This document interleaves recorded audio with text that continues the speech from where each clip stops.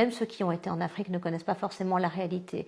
Ils ont toujours l'impression de l'Afrique sauvage, qu'on va débarquer de l'avion, qu'on va voir des lions, des girafes, des éléphants. Ce n'est pas la réalité. Aujourd'hui, il n'y a quasiment plus en Afrique d'espaces de vie sauvage. Ce sont des espaces encadrés, régulés, c'est-à-dire qu'on va dire que ce sont des grandes réserves.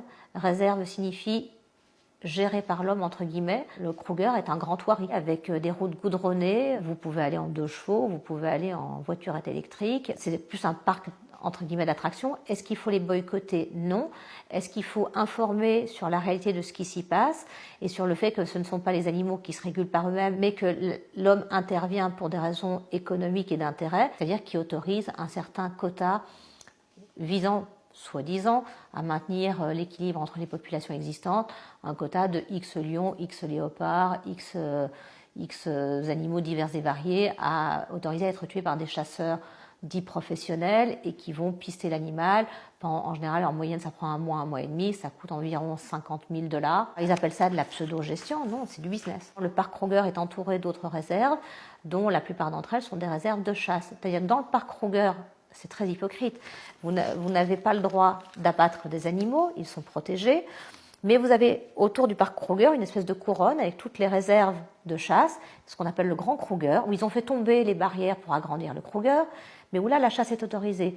Donc l'animal qui franchit la limite invisible entre ces 2 endroits se fait abattre, et donc les chasseurs, avec des complicités, rabattent les animaux du Kruger, et donc vous entendez en fin de journée régulièrement des coups de feu aux alentours du parc Kruger pour ces raisons-là. C'est le cas de la plupart des réserves. Vous avez ce qu'on appelle les Trans-Frontier Conservation Area, donc les parcs de conservation transfrontaliers. Vous avez les grands parcs très beaux comme Chobe, qui sont à la frontière avec le Zimbabwe, la Zambie, le Botswana. Au Botswana, ils sont protégés et vous avez des gens qui les rabattent de l'autre côté, vers le Zimbabwe où c'est autorisé, avec les chasseurs qui attendent le long de la ligne de démarcation pour les massacrer. En Afrique, j'infiltre pour catch. Certains d'entre nous sont morts, certains d'entre nous sont tués, certains d'entre nous se sont pris des balles. Un des scientifiques avec lesquels nous travaillons au Zimbabwe, qui est un des grands spécialistes des éléphants et également des fauves, qui a notamment été témoin sur le lion Cécile, qui a fait couler beaucoup d'encre. Il a échappé à 2 tentatives de meurtre.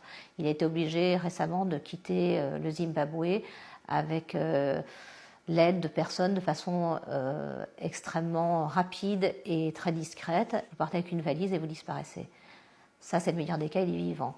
Il y en a d'autres que je connais, 2 conservationnistes, un homme et sa femme. Ils sont arrivés chez eux de nuit et ils ont fait croire à un cambriolage. La femme a été abattue de 2 balles dans le cœur. Lui, il a pris une balle dans la poitrine, il a survécu. 2 de nos bénévoles qui étaient dans une des structures comme celle que j'investigue, on les a retrouvés morts au petit matin dans la cage des tigres de Sibérie.